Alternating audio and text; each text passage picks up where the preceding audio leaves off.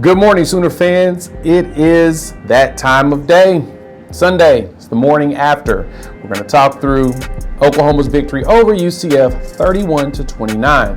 Definitely going to break some stuff down and we're going to dive into it. So if you want to jump straight into the games or the analysis itself, you can look in the description below for the timestamps for the offense and the defensive side. But before we do anything else, we're going to give our introduction. Welcome to Unfair Sports. I'm your host, Jay. Thanks for pulling up to the channel. For the uninitiated, I always do a morning after every single Sunday after our games. We're going to talk through some of my 22 thoughts, 11 on offense, 11 on defense, on what went down in the game. And we're going to go with a straight up Dagwood style here. Big stack sandwich. We're going to have it 6 positives, 6 negatives, more so, of course, nitpicky. We're going to do that on both sides of the ball. So let's start off with some positives in this one. A few things you're going to think about this here is you're going to hear this a lot. You're going to hear this a lot today. You're going to hear this a lot probably every game for the rest of the season. If this was last year, we probably would have lost this game. You're going to hear that ad nauseum, and mainly because that is the mentality you have to go into some of these games with, and with these outcomes, that is. Understanding that if this was last year's team, we probably would have lost this game. We would have found a way to lose. But what this team is doing, they're finding ways to win close games. They're finding ways to close out games. They're finding ways to be clutch. That is a huge deal if you're trying to push for a championship, because we're not going to be playing slouches. And some of those slouches are going to struggle too against us. And the question is going to be attrition-wise and in the game itself, who can last the longest? And if we can do that, we'll be fine. So let's go right into the Dagwood here, sandwich. Start off. The first positive is, of course, we won, period. Point blank, a W is a W, 31-29. There was mistakes made, but we won this game, right? We closed it out like we're supposed to. Now, number 2 on this one, running backs aren't very explosive right now. Granted, we still finished the game with Marcus Major having 82 yards and Gavin Sawchuk having 63. It's 140-something yards right there. That's not really bad if you really, dive into numbers on it. I mean, 189 yards rushing in this game on 46 carries, roughly 4 yards a carry. Not horrible, just not as great as you would expect. We need to be hitting about 5 yards a carry, but granted, Major had 18 carries for 82 yards. Sawchuk had 16 carries for 10 carries for 63 yards. He had 6.3 yards per carry, in which that 30-yarder basically took up the bulk of it. Without the big 30-yard carry, that's 9 carries for 33 yards. And so that big touchdown run is huge. We'll talk about that at the end because I think that's kind of important. But honestly, if we had Tylee Walker, which unfortunately he was suspended for this game, kind of an in-house suspension due to, I guess, arguing with Coach Murray or one of the coaches, and he had to sit for this one. But I think he would have got 100 yards in this game, mainly because this UCF defense is not good on the run. And that's something that we could have taken advantage of. But, I mean, granted, we walked out with 189 yards rushing, which is kind of high for what we've done this season because we've struggled in the run game. But our running backs seem to go down too easily, and they're missing the holes. And so there's some situations where we've seen cutback opportunities it didn't take. They weren't patient enough for things to develop. And our offensive line at moments have been up and down. So you've seen kind of a struggle with the line actually producing the holes or the running backs hitting the holes when they are available. They do go down too easy, especially Marcus Major. That dude's too big to be falling down from ankle tackles like he does. I'm not sure what it is. He just may not have a good equilibrium where he's just kind of clumsy, but I believe that he should be doing a little bit better. But granted, he got 82 yards in this game at 4.6 yards a carry. It wasn't horrible. It's just not what we're used to, right? So I guess we have to understand that we don't have an Adrian Peterson back there. We don't have a Joe Mixon. We don't have a Samaje Perine. You know what I'm saying? We don't have that yet. We may have it come down the line. Healthy Barnes, healthy Sawchuk, but right now we don't have it. So we just got to get away from that. But we weren't just horrible at running. We averaged 4.1 yards a carry. It's not that bad. I just want us to do better, especially against this team who gave up like almost 400 yards rushing recently. Dillon Gabriel needs to take over more games. Now, DG, 253 yards passing. He finished with 22 yards rushing. So, I mean, almost 300 yards in total offense. He's playing ball. I mean, Dillon Gabriel's doing what Dillon Gabriel do, because when he's doing what he's doing. You know what I'm saying? He's out there like Webby. He's doing it. but we need him to be more aggressive, and we got to stop being so conservative, especially the way Levy's calling it. It feels like there's a lot of conservativeness to it. Yes, we lost Andrell Anthony, but you go deep to Nic Anderson, you're going to get touchdowns. Let's talk about him right now, because I don't know if y'all heard me say this before, but I think Emmett Jones deserves a raise because this wide receiver room is stupid, right? We saw an LV Buckley Shelton sighting in this game, so I saw him in like 2 possessions when I saw as far as passing plays. So maybe we're going to start seeing more of him. He looks like he's healthy. Definitely go with that, but no, these wide receivers have turned it around. Nic Anderson walked into this game, 5 catches, 105 yards, 2 touchdowns. He has 16 catches and 8 touchdowns or something like that? Something stupid. So getting a player like Nic Anderson out here putting up the numbers that he's putting up, dog, you can't be set. 16 catches this season, 387 yards, 8 touchdowns. Half of his catches are touchdowns. Half. Please tell me that's not some greatness from Emmett Jones, helping them get better. Jalil Farouk, people are keying in on him. He came out there, 3 catches, 23 yards. He didn't have his best game. Overall, it was really between Drake and Nic Anderson, but Jalil was out there he was doing a really good job of decoying, I guess you could say. They put their best corner on him, and UCF doesn't have bad corners. But you did see that we started seeing some sightings. Jaquez Petaway got out there. Even Gavin Sawchuk made some catches, him and Gavin Freeman. So overall, the pass game really wasn't the big problem. We need to execute better, though, and get more deep plays to Nic Anderson, to Jalil Farouk, get them out in space where they can do things. I did like that we put Jalil Farouk in the backfield occasionally just to mess things up, even with G Freaky coming on motion and taking a handoff. That helped build on what we were trying to do in the game. And so, let's talk about the running back piece. Number 9. We went and ran the ball on that one possession that led to the touchdown from Nic Anderson. And I was a little bothered by the run in that, but I recognized something. If by us running the ball as well as we started to do in that drive, we were driving down second half, but by running it that well, running that play action and throwing to Nic Anderson made him wide open easily. Now, DG had tried to throw it to Nick before, and I think it was 2 plays before that, and he was starting to get a little bit of separation, but he ended up getting pushed out of bounds. But the pass wasn't catchable anyway. But Nick was basically out of bounds, so there was a chance he could have thrown it to where it could have been a pass interference, which we're doing a really good job of that because we're recognizing that they're holding us like crazy in order to stop these receivers. We're taking advantage of that and getting penalties. But DG got him 2 plays later, roughly, and got that deep touchdown pass, which is what we should see more of. The run has set up the pass. And the good thing is in the RPO, DG's not afraid to run it no more. And because he's willing to do that, it's forcing defenders to move up, and we're getting around them with our speed and our power. We've got to do more of that. We've got to do more deep passes. We've got to open up the field. I think the middle of the field can get more open if we go deep more often. And I think that helps us. That Drake Stoops drop that led to an interception. Look, so many people, we talked through this. I looked at it multiple times. That they put up 3 different angles in the game. You could see that Drake went up and did this, and it bounced off the shoulder. Now, you can say DG may have led him too much, but the problem with that was as soon as DG turned his head towards Stoops, number 21, I think it's a safety, he immediately turned and started going toward Drake. So probably Gabriel shouldn't have thrown that pass.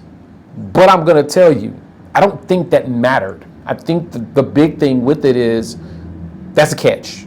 Drake was going to get lit up regardless. Drake has been lit up regardless, and he knows. Got to make that catch. That's an important one as a wide receiver. You got to make that catch so that you don't have to worry about anything. But besides that, man, we need to force feed Nic Anderson. We need to force feed Jalil Farouk and keep finding ways to get them the ball in space. So I did like the motions to wide receivers into the backfield and handing the ball off, because it felt like we were just not weren't being cute. We were getting our guys that need the ball in space the opportunity to make their own space. We just need the line to gel better. Schaefer was not very good in this game. I was hoping Caleb had learned a lot and he was going to be ready. I don't know if he's really ready yet. He looked a little rattled, and that bothered me some. So that's the whole hop in the comments. Let your boy know what your thoughts on that. So let's jump into the defense. Now, let's give them their Dagwood burger. Good, bad, good, bad, good, bad, good, bad, good. Right? First off, defense started off very strong. First half, they were on it.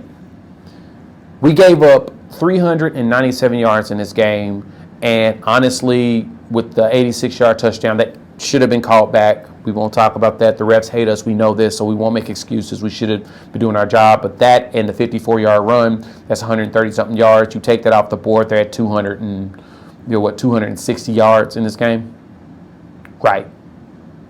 Right. Exactly. We defensively played a really good football game at first. Then we started looking sloppy. Then it looked like we got a little arrogant. And when we got arrogant, it got us in our butt. Mainly with this. We fell victim to the RPO for the first time this season, really this year. John Rhys Plumlee, JRP, is what we'll call him from moving forward. JRP is a running quarterback. He's a scrambler. Lebby knows him. Lebby coached him at Ole Miss. Lebby coached him at UCF. Lebby knows him. And I'm sorry, he coached him at Ole Miss, but the biggest problem you run into with JRP is even with that knee, he's still going to scramble. He's going to still be a threat, and he's still going to run it. We did a good job bottling him up. We bottled that man up. 9 catches, -4 yards. 9 carries for -4 yards. His longest run was 11, but we were in him. We also got a lot of sacks in this game, so defensively we were on it. I'll talk about that in a minute, but we fell victim to the RPO. And that's something we're going to see moving forward. We've got Jalen Daniels and Bean next week. So we've got to be prepared, but we got to play the same way we did. We had good contain, and we were forcing them to have to pull out the trick bag to get anything going. Now, the other problem, though, we have with this, though, we had a lot of times where our eyes were caught in the backfield. A lot of times we were caught in the backfield, not paying attention. We were looking at one way, got caught with our hand in the cookie jar, and they go the opposite direction. We got to do better at that on the defensive side. We can't let that happen because defensively, when we're on, we're on. We just can't be off like that and give up big plays, which that's where the run play came. You know, we had that. Danny Stutzman went in instead of dropping back. When he saw that handoff was potentially going that direction, we had somebody uncontained. We should have been fine. And boom, the running back cuts up, cuts back, and is gone.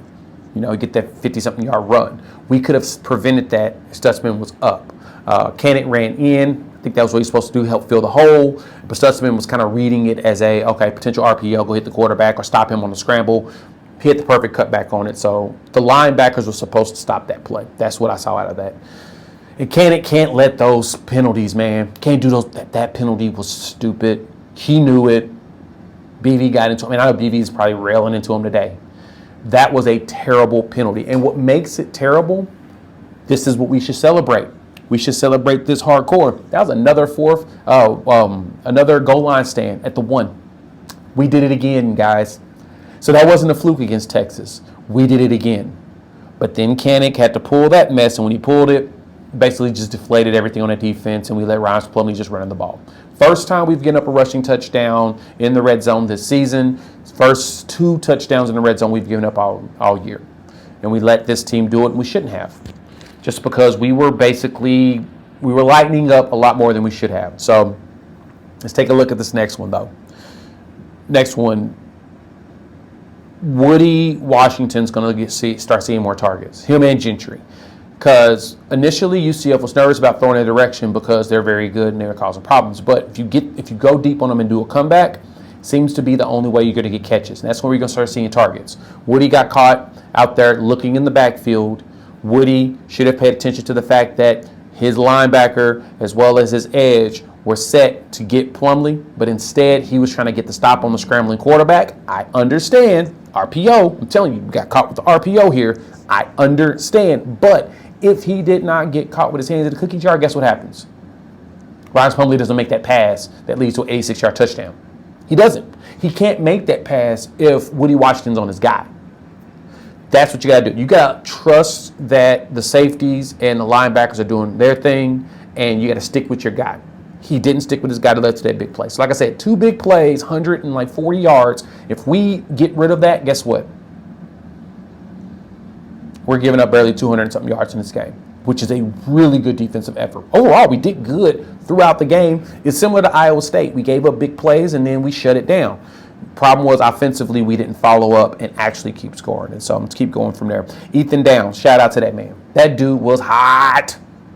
Then I think he came out. I think he got kicked in the hoo-ha and had to come out for a bit.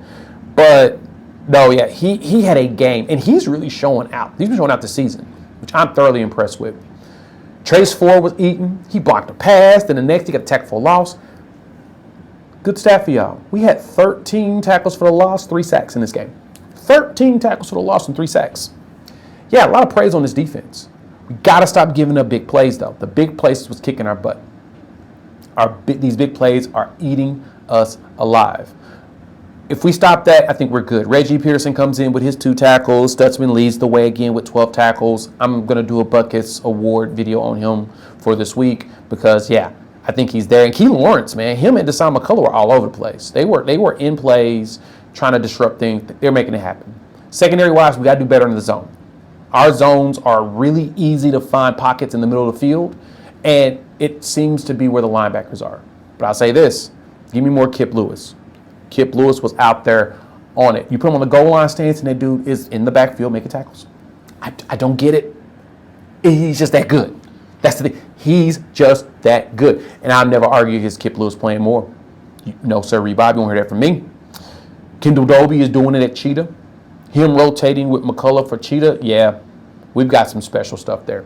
We gave up 397 yards, and about 40 of them was on big plays. If we stop that, I think we're good. But to wrap that up, we didn't get any interceptions in this game. That was disappointing. Special teams is our Achilles heel, so we've got to make sure that we don't give them a reason to. We got to do better about getting more turnovers, though, because we didn't get any turnovers in this game, which is not like our defense. That is not us. But overall, it was a tough, gutted-out win that you need when you want to be, a team that reaches for a championship. So hop in the comments, let your boy know. That's defense. What's your thoughts? What play jumped out to you? Definitely want to hear from you all. I could go for an hour on this, but I'm not. Try to do this in less than 15 minutes, but today we're not. If you made it this far, you like the content, hit the like button. If you're new to the channel, subscribe. Love for you to join this family of college football fans. And so, YouTube says check out one of these videos. Highly recommend it because I made it for you all. And yeah, we'll be live tonight. I'm about to put that up on the site now, and we'll talk soon. Peace.